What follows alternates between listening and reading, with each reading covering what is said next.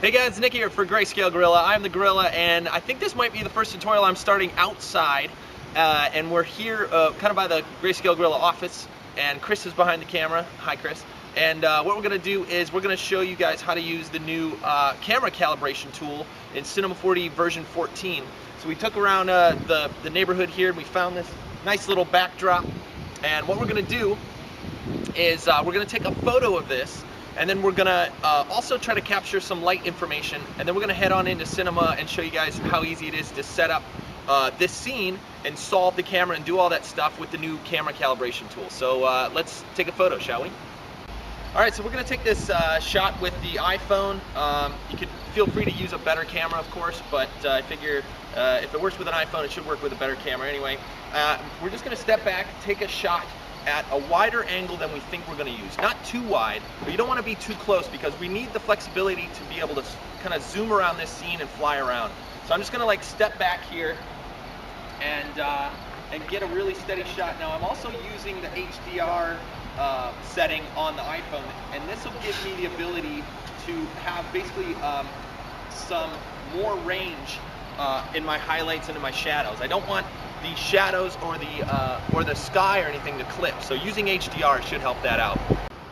Alright, the next step, and this is optional, you guys don't have to do this, but if you have this app or you're interested in it, it's called 360, and what it does is it'll shoot a 360-degree panorama, and I think I've used this in another tutorial where I showed you guys some similar techniques. I'll make sure I link this in the blog post. But what it does is you basically spin your phone around and it'll capture an image all around in a circle, and what we're going to use that for is we're going to use it to try to help light the scene, but mostly for reflections, to try to get realistic reflections. The other thing to take notice is I'm standing where I want the object to be. You don't want to take this 360 shot back where you took the photo. You want to, if you're going to do the 360, you want to make sure you do it right here. So it's going to get loud, the train's going to pass, but let's go ahead and shoot this 360. We're going to start with Chris.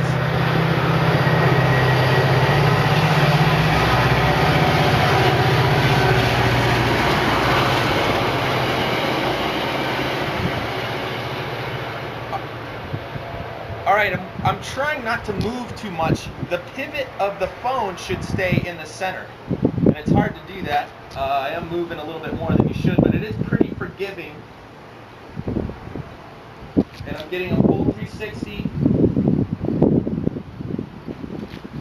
And this will show you how sloppy you can actually be. But there it is. So I got my 360. And I'll show you guys that as well. So now we should have everything we need. We took a photo, a pretty wide photo of our whole scene back to get the main shot. Now we have a 360 that we're going to pull out and use to wrap around our scene to get reflections and some light. And now we can head on into Cinema 4D and do the camera calibration. So I'll see you in there. Alright guys, we're back in the studio here, and let's grab the images we just shot and get them prepared for Cinema 4D and get them prepared for the camera projection. So let's head into Photoshop first and pull up our images. This isn't a necessity, but this will help us make this look a little bit more real when we start to animate it and do some other things to it. What you want to look out for are things that should have parallax, but are hard to kind of model. Things like this little kind of tree here, it's like a little, plant or something, or a weed growing out of the ground. This thing here, and maybe this stuff as well. Anything, that is in the foreground that should have parallax, if you were to move this scene around, that might be problematic down the road. Now, if we can model it like this wall or this building or really simple things, we don't have to worry about it. But these little things will go a long way to help sell the fake once we project this and start moving the camera around. So let's just go ahead and paint those out. So I'm going to use the clone brush tool. You might be able to use the like heal tool or the fill. What's that new Photoshop fill thing? I'm just going to go old school. I'm going to grab the clone stamp tool, and I'm going to grab some cement right here, and then I'm just going to paint over top of this guy there and kind of paint him out. I'm going to pull some of this cement as well and just kind of blend it up. So that looks okay. And then I'm going to do the same thing for this. I'm actually going to try to grab the edge of this concrete so this black piece goes across, and then try to get rid of some of this duplicate little stuff there. So just little paint stuff. That looks fine. The last thing I want to do is this over here. Let me zoom in. This little plant right here, if we start to move around and that plant doesn't have parallax to the background, it's going to give away this trick, right? So we want to get rid of that stuff. So let's just grab the gravel here.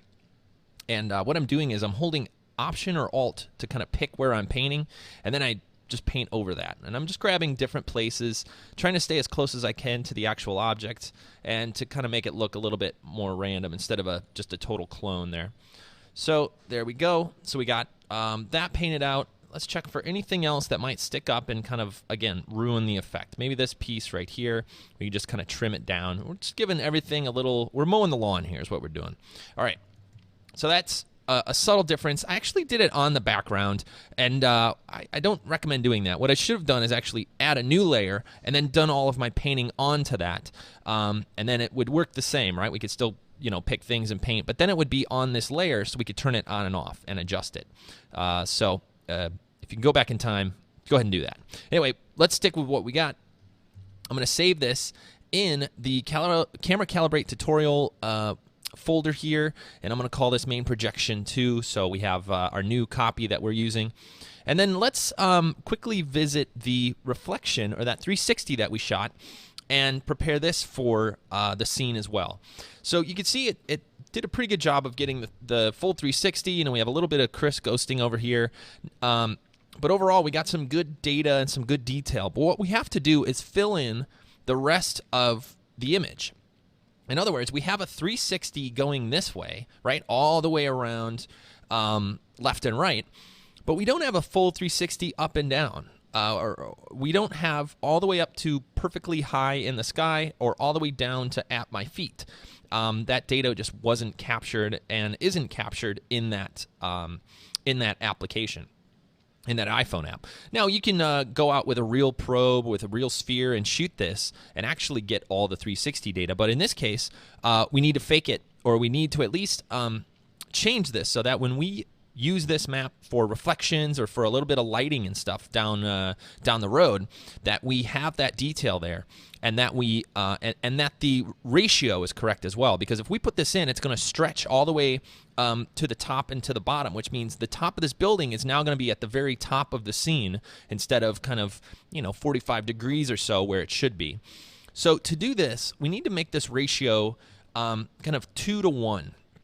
Because what we have is a full 360 all the way around, and then what we need is a 180 going up and down. So if you look at your toes and then you look at the sky, that's 180 degrees, which is half a 360. So we know that this ratio as an image should be 2 to 1 or 1 to 2, I guess, however you want to say it. But let's look at the numbers and just kind of do some rough justice here.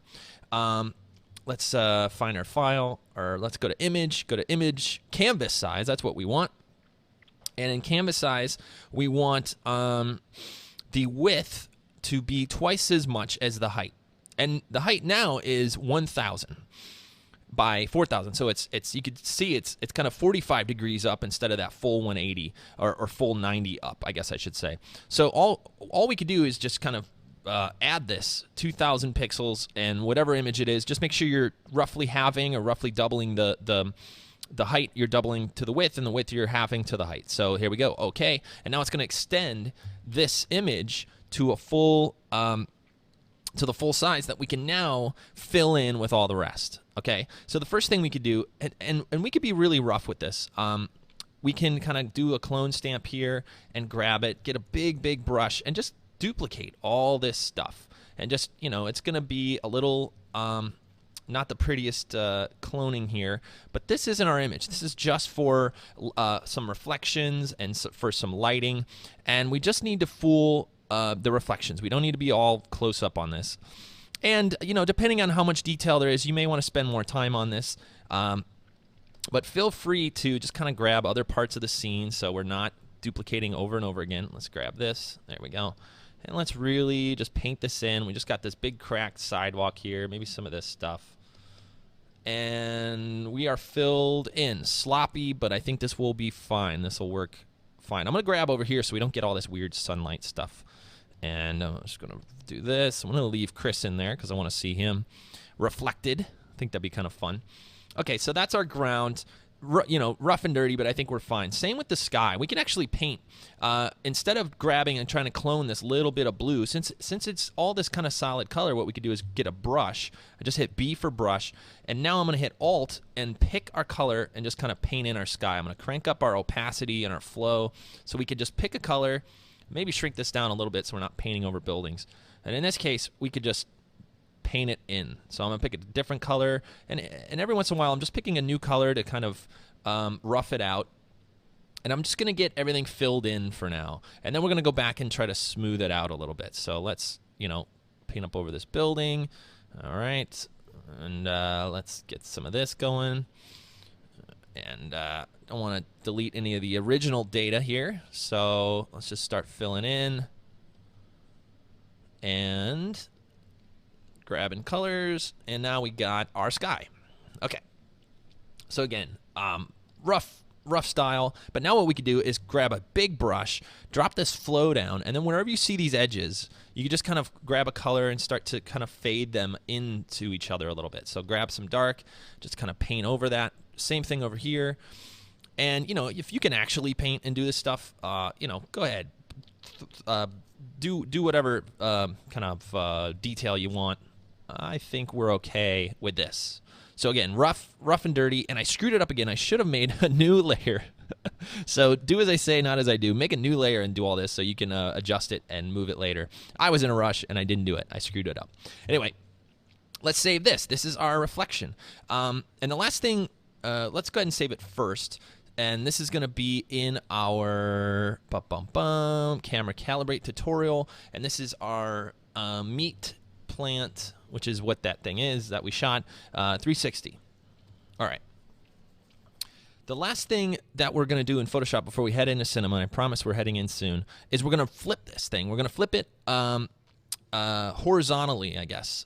You would, is that how you would say it? And I always forget. If you flip it from left to right, you know, do you flip it over the axis of the horizontal, or are you flipping it horizontally? It's, I don't know how they would describe that, but I'm just going to say we're flipping it left to right. We're making a mirror image of it left to right, and the way we're going to do that is we're going to select it all, we're going to copy it, and we're going to paste it in this new layer here. So I'm just going to hit Command V. We're going to paste that image in, and now what we have is the just a perfect copy. And now we can hit Command T, hit right click, and we are going to flip. I want to say horizontally is correct. Flip horizontally. There you go. Boom. Hit enter. And now we have the mirror image of this. Because of the way that other 360s are shot, they're usually reflected in like a chrome ball or a sphere. And I think Cinema, when you pull in a 360 like this and use it in a sky image, it's making some assumptions that things are reversed. So we kind of have to pre-reverse it so that it looks the correct way in Cinema. And in fact, this specific thing right here is making me put a little list together of some things I want to change for the HDR rig that comes with my HDR iPack. I want to add this as a feature, so you don't have to do this in Photoshop. You just click it and it flips. So hopefully that'll work. It doesn't seem too crazy complicated, but hopefully it'll save some steps. We are done here. We are saved. We have our projection saved. Now let's get into the fun stuff. I'm in Cinema 14, which what we're about to do is only available. This camera calibrator is only available in C4D 14. Now before, you could do some of this stuff, similar things with some camera projection, and you can model it and do all that. In fact, I have a couple older tutorials where I do that exact thing. But this camera calibrator makes it a lot easier and a lot quicker to do what used to take a long time. So this is how we set it up. So we grab a camera, and we go to tags, we go to camera calibrator, we select the camera calibrator, and we want to add an image. So we want to pull in our image that we shot, our photo. So let's go to where we saved it, and we want to bring in our projection image. Okay, so this did a few things. It looked at the ratio of the image, which is nice. So it pulled it in at the correct aspect ratio, and it also kind of put it in the background so we can tell Cinema things that we know about this image. Mainly, we need to tell Cinema where the edges are and what they are in relation to each other. So let's go to our Calibrate tab and add a line. Now, what these lines are designed to do is for you to place them where you know where relationships exist. So, for example, we know that all of these lines going up and down here, here, are all going up and down, and they all represent the y-axis, right? So we can grab this line, and we can animate it, or not animate it, but just kind of place it on the up axis here. So that's 1, boom. So that's our y. Let's, from here, all we have to do is tell it what orientation it is. So, you know, Cinema doesn't know this image, Cinema doesn't know what's going on. All you have to do is hold down Shift and click until it's the correct aspect. So you can see it's going red, green, blue. The red is X, the green is Y, and Z is blue, just like in Cinema there, right? So we have to tell it the correct one. If we hold it again, we go to Y. So now it knows that this angle right here is the Y axis. Well, it can't solve anything with just one line, so you have to give it at least 2 lines, not a grid. I want another line, and I want to place this again on the edge of another line that is kind of far enough away, but you know is the same direction. So we know, and in fact, maybe we could use this line. It might be a little bit tighter. So we know that this, or we hope that this and this are parallel to each other, and that's great. We could use that and tell Cinema that these are parallel to each other. I'm going to hold Shift and make it green again, and you can see it's solved. The Y vanishing point is solved. The way that it happens is they draw these lines just like you would in like an architecture class or something. They draw these lines all the way out past the edge of the frame until they touch. And what they know now is the angle on how all of the Y-axis are angled in this scene, which is great. Our Y is solved. Well, we have nothing else solved. But here's what's cool. We only need to solve one more angle to have this, to have all these things turn yellow or green. And to do that, we just need 2 angles. So the next most obvious one is Z. Now Z, we can assume the top of this building is flat, and we could assume that this is flat, and we can assume that this is flat. And you want to also assume that they're all parallel to each other, right? And they're all traveling in the same rough direction. So without overthinking it, let's let the tool do the work instead of trying to over-describe it. Let's just add lines, put the lines where we know these relationships exist, boom, boom, and then tell it what it is. So this is Z. Z goes that way. Let's add another one, add line. Let's start here. Let's go back. Okay, so now we have the wall. Now, not here. When this and this are not parallel to this. And I know that because I took the photo, and this actually dips down into the ground. This is kind of ground level where these doors are, right? This is like a 1-story building, and the way that this truck, you know, this is built for a truck to back in. The way that it is built so that it goes down into the ground, and then the truck is now even with ground level. So you can't trust these angles, and you have to know your photo and know these things, because if you tell it something that is not parallel, you're going to get a weird solve. So, okay, so I made my Z and I made my Z, and look what happened. As soon as I told it we have Z and Z, we have everything solved except for camera position.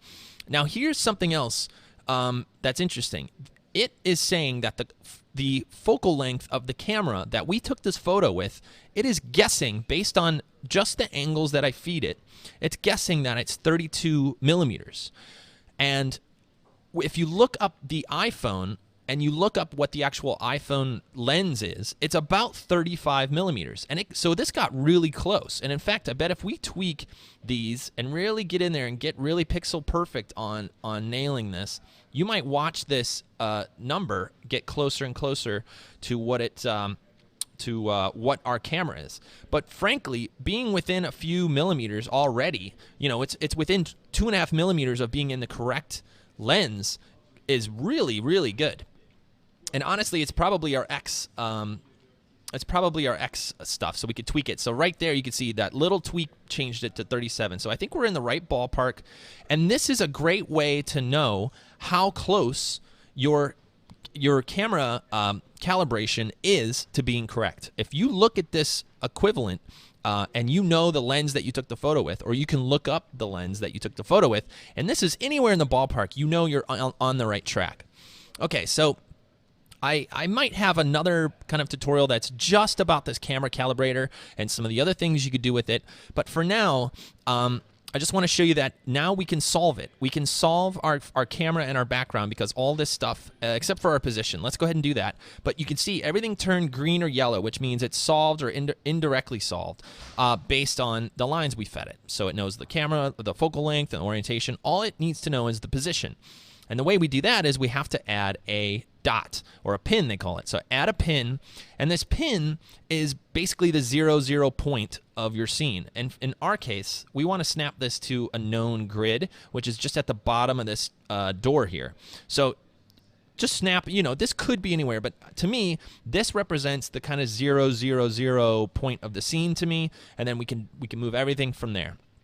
And watch, when we added that pin, it says solved, assume distance. Now it not only knows all the angles, it now knows the distance to that point. And here's another thing that's really cool. If we know any of these lengths, we can actually scale this properly as well. So if we take this door, for example, and we go, I know the length of this Y angle, and it's actually, let's call it 10 feet, right? This may or may not be the case. If I was smart, I would have brought my trusty measure tape and measured this dude and then fed this a real number. But let's at least get close. It's definitely not 100 centimeters. It's probably something around 10 feet. And it'll translate for us. So we could just go 10 FT and hit enter. And it's going to say 300 centimeters. Boom. And now we're going to get roughly the correct scaling as well. So this tool really goes a long way into setting up our scene for, you know, the camera, the dynamics, and all this stuff. Okay, enough with this tool. Let's go ahead and calibrate and create our camera mapping tag by clicking the Create Camera Mapping Tag button and then creating a background object. Boom. So what this did was from the camera, it has, well, first of all, it has the camera placed in the correct kind of setting. So if we turn on the camera, it's going to be sitting in the right position. And then also this is the 0, 0, 0 point of our scene, and we're ready to go. So what this means is we can now add objects. And so let's say we add a figure. Well, the figure is going to pop in 0, 0, 0, and the figure is going to be represented in a way that the scene is angled. Now, this specific photo is kind of set up like a default scene anyway. So you're not seeing a ton of spectacular cool stuff like you would in maybe another demo, but understand that Z and X and Y are calibrated to this object and to the camera. So for this little guy floating around, no big deal, right? But here's what it means to what we're building. We can now model, really roughly model the scene here and then project it onto the model and then rotate around using all this data. So we could set that up relatively easily, I hope, by adding a plane and starting to build this out. So if we set it to like, I don't know, -Z maybe, now we have a plane that we can kind of roughly put into place, and we know, because we set this up and we put the dot there and we put the lines there, we know that this plane is on this wall. You know, it's on the theoretical plane of this wall, and we can build this first wall. So let me show you this. This plane is now in line with the wall. You don't see it because our projection tag is not on the plane. So instead of just putting the projection tag on the plane, which works, we're actually going to set up a null object. So we could drop our projection tag on the null and then put all of our objects that we're going to project onto into the null. Okay, so here's why this is cool. Now we can turn off the camera, and now we can see we have this projected on the wall, right? And we're going to do this for all these walls. We're going to do this wall, we're going to do the ground, we're going to do this bottom piece, we're going to extrude our garage doors in, and we're even going to set up this building in the back here so that when we move around, we're going to have parallax on all these objects. So let's go ahead and do that. Let's go back to our camera, and let's go select our plane and make it editable. So once this is in place, we could hit C to make it editable. And actually, before we do that, let's go ahead and set our width and height segments to 1. So now it's just 1 polygon. Let's hit C, and now we have 1 polygon. Okay, so this is where it gets fun and also terrifying for me, because if you know my tutorials, my websites, I do not model. I don't know about modeling. I'm not highly interested in modeling, but this kind of stuff really intrigues me. The ability to take some simple geometry, project it onto it, and give you a nice little camera fake got me so excited. I actually slowly am starting to learn some basics, very basic modeling. I wouldn't even call it modeling. I would call it pulling a polygon around a couple times. So bear with me as we get through this. I even made a little cheat sheet here. Where is it? Okay, there's my little cheat sheet. Got it ready. And we're going to make a very simple model of this scene. We're going to pull some polygons around. We're going to extrude some stuff, and I'll probably screw up half the words and half the tools I'm going to do it here, but hopefully we could follow along and maybe even learn together. I'm not sure. All right, so let's go ahead. Let's grab polygon mode, and the first thing we want to do is start cutting up our image on where we want to cut the holes out for the garage doors. And then also we want to cut so we can extrude down here. So we need to make a cut right here so we can extrude down. And then we're going to start to extrude down and out and up and over, and let's go do that. First thing I'm noticing though is our plane is just a little bit off. So instead of polygon mode, let's go to line mode. Let's grab our kind of grabber tool here and select that top polygon and just move it up. So let's select it and then grab it and move it straight up. And I want to just barely touch the top of the building there. We can actually line this up in a front mode as well. If we want to go to front mode, we can maybe zoom in and get a little bit more detail. Here, if you're not seeing your options, you want to go to display and turn on your shading, and then we can really zoom in here and see we have it lined up for the top. We're going to do the same thing for the bottom. We're going to grab the bottom, line up the bottom just right there with the edge. Okay. So that's fine. Let's head back into our other view and start building out the rest. So now let's knife it. So we need to go to our polygon mode and grab our knife tool. Our knife tool, you can hit K, and now you get our knife tool here.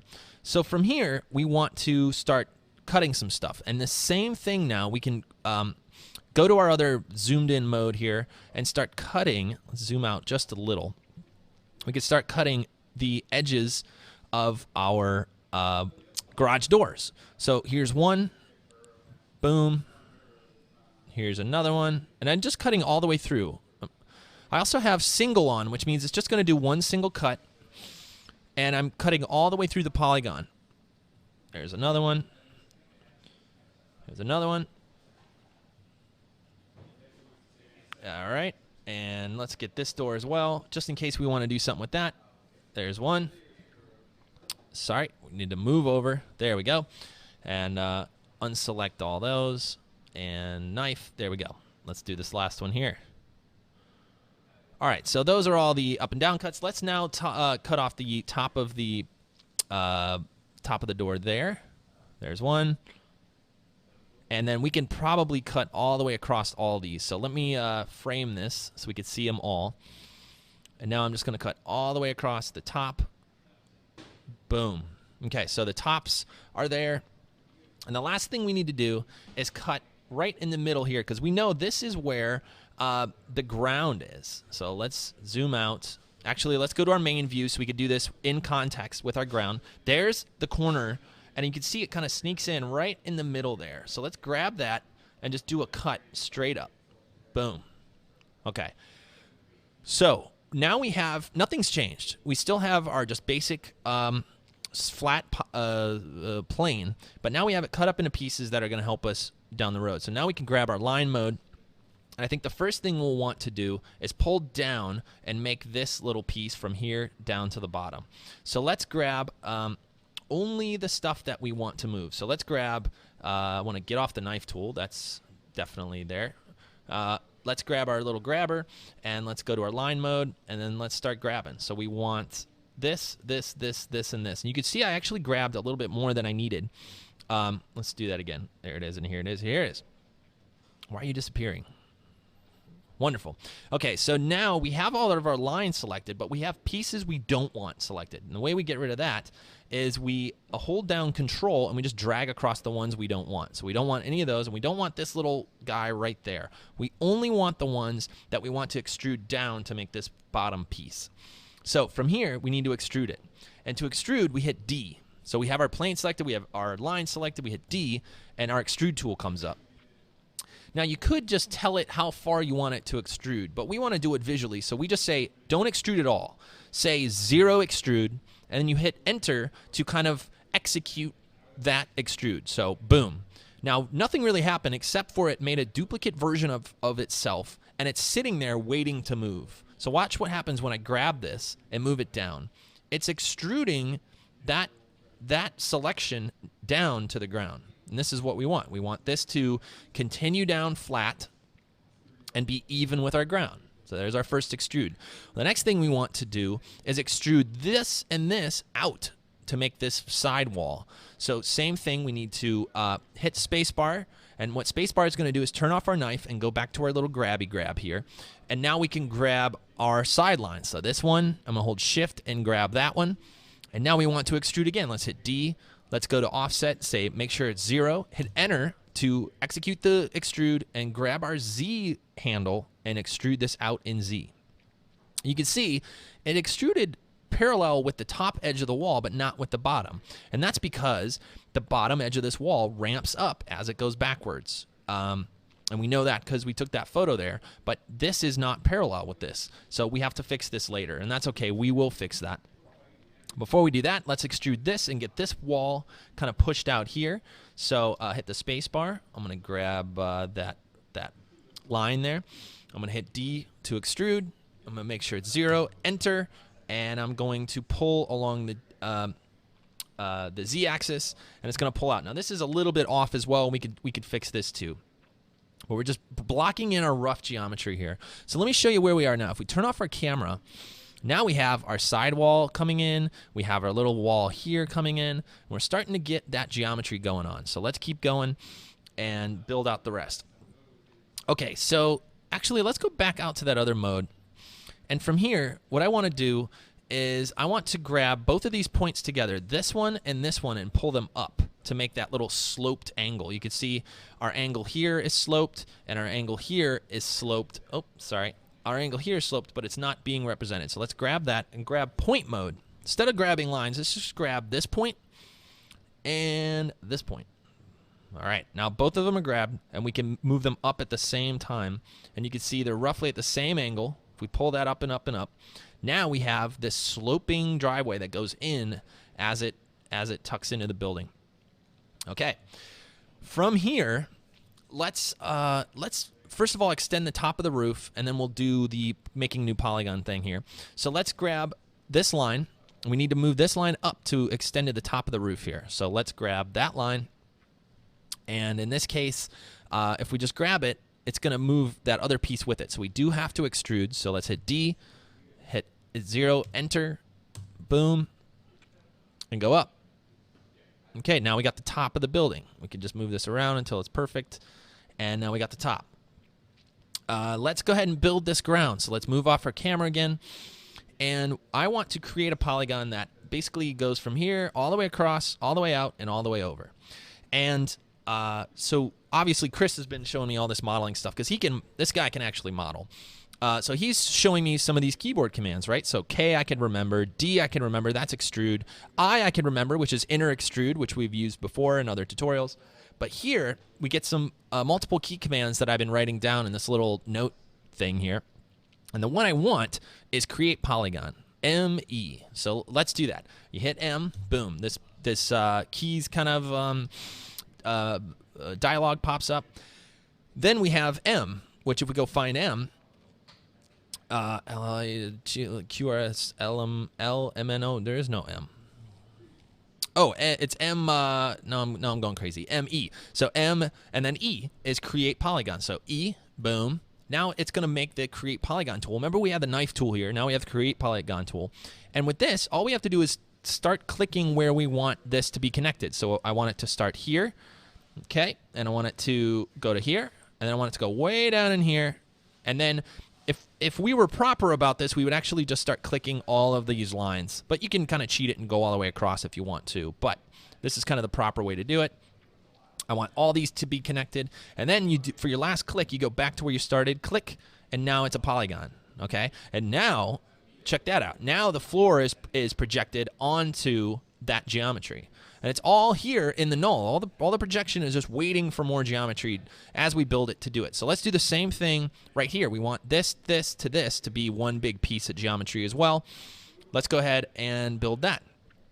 So we can, with the same tool, click and make sure we're on the angle, click, and back to the beginning, click. So now we have that as well. So if we go back to our camera, we have all of this being projected onto here. We have our corner, and we have most of it ready. The last thing we need to do is build this rear building back here.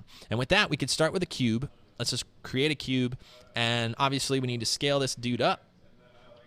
And we need it to place it roughly in the right position. So we definitely know it's behind this wall, right? It's probably like behind the wall, and then another building back, right? It's not right behind the wall. It's behind the wall plus a little bit of room. So let's go way back, bring it up, and start to scale it up until we get relatively close, and just kind of roughly kind of fit it in. And I'm going to move it over. And see how it's lining up with that building? That's what that camera calibration is allowing us to do, is not have to fake all this. It's actually putting these objects in the correct perspective, even all the way back there. So that's roughly where we want it. Let's drop it into our null so it gets projected onto. And then let's make it editable by hitting C. And now we can grab our lines, our edges here, and we can, instead of on their mode, we can go to world mode and just drag them over and line them all up. So we can go, here's an edge. We want this edge to be right there. And then here's a top edge. We want this top edge to line up with the top of the building. And this is little detail, but hoping you guys can see this in the tutorial. So it looks like we're pretty close. To check it, we can turn off our camera, zoom in, and kind of look up and over the top of our building here and see the parallax. Now, if we go too far, you can see the little light here. But if we keep it low enough, we actually have the parallax kind of showing up on top of this building here, which is cool. So now we can move this camera around and even get parallax for the building behind us. Okay, so let's go back to our main camera and decide what to do next. Well, the rest of the photo, so everything is kind of mapped, right? The only thing that's not mapped is the sky and all the rest of this phone lines or the electrical wires, whatever this is, and this little building here. Now, we can spend a lot of time and tweak this and make this all mapped. But instead, what we could do is just kind of wipe it and make a new background. Instead of using the original background, which, again, if we fly around too much, let's go back, you're going to be able to see that background, and we don't want that. So what I'm going to do is replace this background with a sky image. So let's go ahead and do that. Let's create a new background. I'm just going to duplicate that background and put it above the other one and make a new material and put it there. Zoink. And actually, let's just turn it off for now. And what I want to do is grab the colors from this sky on this material. So let's open the material. Let's go to color. Let's go to gradient. Boom. Let's open up gradient, and we have our gradient we could pick. Let's just color pick the sky. So we have, let's get a really, like, as blue of the sky as we can, and then as white of the sky as we can, and it'll kind of make that gradient for us. So let's go to our picker here. We have a little eyeglass. We could go in and just go, boom, that's our darkest blue that I could see. And let's exit out. That's one side of our gradient. Let's do that again, but with maybe some of this bright stuff down here. And X out. And good. And now we have this nice gradient. We can even rotate it around, even add like some turbulence to it, so it's not just a flat, gradient. It actually has a little bit of kind of dust and cloudy like kind of thing going on, so it's a little hazy. And we can also rotate it. So I want this to kind of not be just a straight across thing. I want this to kind of go from top to bottom. So now we have our dark going into our light. Let's turn it back on and hit render. And now we have a sky. which means we can ignore the rest of any projection we need to do and just rely on that background to be background. So here we are. Let's do one more thing, which is model the insides of the these garages here, and not the insides necessarily. We're going to do that, I think, in the next tutorial. So we're going to finish this one up, but just by adding a little bit more detail to these doors so you can start to fly around. And I think before we leave this one, we're also going to put the sky in and get the reflections going. And then we'll jump into part 2, which will be adding all the spheres and all the dynamics and all that crazy stuff to the scene. So let's finish this up. First thing we need to do is extrude our garage doors. So let's grab our plane. Let's go to polygon mode here and get our grabber. I guess they call this a live selection tool. I'm going to call it the grabby thing, and we're going to do it. And we're going to grab that polygon, this one, and this one. It looks like we're missing a knife, actually. So let's go ahead and hit K and make this cut. Boom. We need to do it in polygon mode, which is good, and we need to not have that object selected. So let's get out of there or have them all selected. That might do the same thing. Let's grab that edge. Okay, now we have our knife. That's a little sloppy. Let's make sure this is on. All right. Now that we have it, let's grab our grabber and grab that door, this door, and this door, and we're going to extrude them all at the same time. So what we can do is move away from our camera, kind of come in here, and we're going to do the same thing. We're going to hit D to start the extrude. We're going to say, don't offset this extrude at all. Go 0, and then hit Enter to start to basically execute the extrude, and then we can just drag it back. So we're not going to go too far. We're just going to go kind of roughly how far we think it was in the original. You know, maybe a foot or so. It was just a little bit of an inset there. We can do the same thing to our main door. So let's get rid of our extrude tool. Let's get our grabber and let's grab this polygon. Do the same thing. D, 0, extrude, Enter, and then pull back, and we're just going to get a little bit of that door. So up close, you can see we're starting to get some stretching and some other things, but from our camera's perspective, back in our original camera here, which it should go to, there we go. If we duplicate this camera and we get rid of our camera projection tag and we just do a little bit of a move here, you can see, let's go to that camera.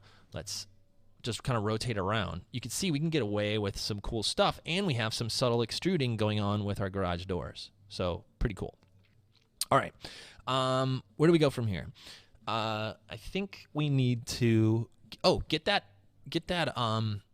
reflection stuff set up, and I'm getting there we go. Okay, let's get the reflection stuff set up and get our 360 that we painted and we took mapped and in the scene so that we could start adding things and we'll start to get some reflections. Now, before we do that, let me just show you, if we bring a sphere in and we move it forward and we create a new material, boop, and we make it really reflective. So let's just make it, you know, almost like a chrome ball. Let's just make it a chrome ball.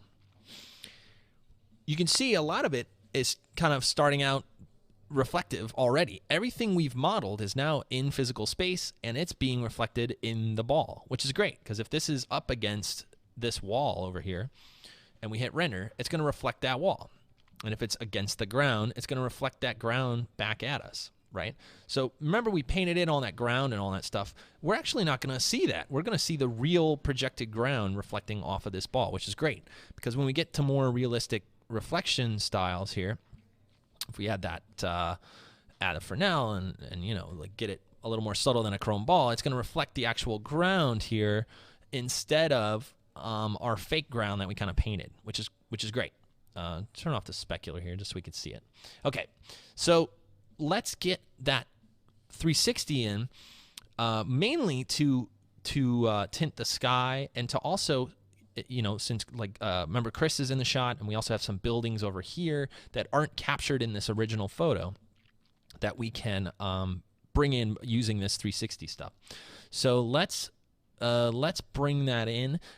You could use a sky object, and I'm actually going to use the HDRI rig that I built for.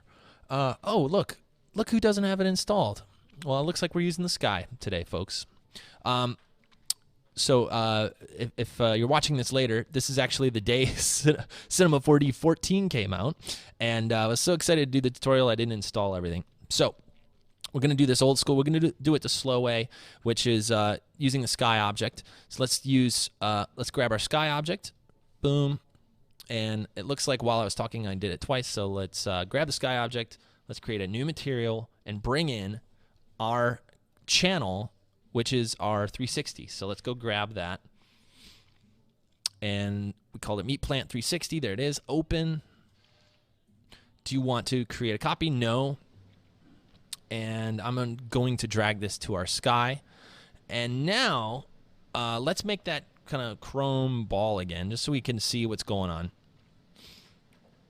All right. Now we have our the rest of our scene kind of ready to go here.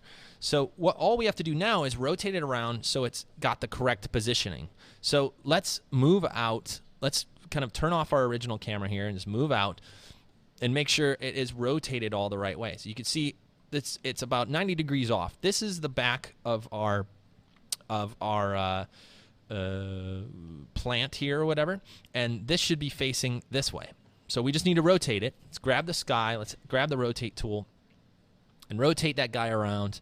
And now it's roughly correct. Okay, so we have our stuff back there, and we hit render, and everything's lined up, right? We have our ball. We have the rest of our buildings. You know, let's zoom in here and let me show you. We have the rest of our buildings over here. We have Chris hanging out there. We have all this stuff. We have a little seam here, but I don't think that's going to show up. If we wanted to get rid of the seam, we could actually go back into Photoshop and make sure that this side of the image is the same color as this side of the image when it wraps around. And we could tweak that, but I think we're okay for now. If you're using the HDR rig, you have these rotation controls, and you can just drag that photo right in, and then we can pull that around. And in fact, in the next tutorial, we'll have to load that up just to make sure we have it, because we're going to use some of the other features of it. But I think for now we're okay. We're lined up. We have our Sky. And what this means is we have, first of all, our reflections are roughly lined up. In fact, you can see duplicates of this building and this building, which means we just have a little bit further to go in the rotation. So let's just rotate it back a little bit more. Okay, let's see. We still see a little bit of a double there. Let's go a little bit further. And that's a little bit better. So we have our power lines. We have our train tracks. We have all this stuff. We're ready to go. So what this means is our reflections will be as accurate as possible. We can also turn off this Sky to the camera when it renders. So we're going to see the Sky instead of the, let's turn off the other one. We're going to see the Sky instead of the background. In fact, if we just drop it below our background, that should do it too. And in fact, it's not. So we're going to load up the HDR rig, because you can see now we still have to do a few steps here to make this work. We have to add a compositing tag, which and then say seen by camera, no, and then now we're back to where we should be. Okay. So we have our garage doors extruded. We have our sphere sitting there with our annoying reflection on it. So I think we're ready. So from here, we can add, shadows by adding a little bit of ambient occlusion, and we can, put the text on the wall. For example, some simple things we could do already, like adding mo text and naming this building. We could call it, Sphere Co. And then when we move this and we put it on the wall, it's actually going to be on the wall. So you can see, first of all, it came in at 0, 0, 0, just like we wanted it to. And we just move it up on the wall. We kind of fly it out here. And then, change the typeface. You can pick something. I think I ended up with a Futura last time. Half because I'm obsessed with Futura lately, and half because that's kind of the font they used a lot on these older buildings. Whenever you see kind of a big chunky typeface up there, it might be Futura. There's some good bets going on. So we have our our sphere co there. We could add some beveling and all this stuff. And then when we hit render, it's going to stick to our wall, which means now we added these objects to our scene, and now we could literally fly around them with, well, not literally, figuratively, literally flying, 3D literally flying figuratively around in 3D figuratively, and they will stick to wherever you put them. So from here, we need to, plus reflections, right? So if we put that reflective material up on our sign, it's going to catch the reflections of our scene as well. So that's, you know, obviously annoyingly reflective. Let's turn that down. There's even, it is possible, folks. Sometimes things are too reflective, even for me, I know. So from here, I think we're going to kind of settle in and move on to part 2, which is where we're going to do a lot more of the animation and set up the scene where the spheres roll out. And we're going to get the lighting set up, which we need the HDR rig to do, and some global illumination, and tweak the reflections and get all that stuff ready to go. But I think from here, you guys can kind of take a break. It was a long one. And kind of see what else you want to do. Maybe you want to add a little bit of detail to this little window up here. Maybe you want to model this lamp coming out there. And in my final render, I ended up with like a little mirror over here. You can also model that. Anything you want to add to the scene will, again, catch the reflections and integrate, because we know the positions of all this based on the camera calibration. So let's leave it at that. Let's head on into part 2 if you guys want to follow along, where we'll do finish up the rest of this stuff and get the final animation going. So anyway, that's Camera Calibration Tool. I'll see you in part 2. Thanks for watching. Bye, guys.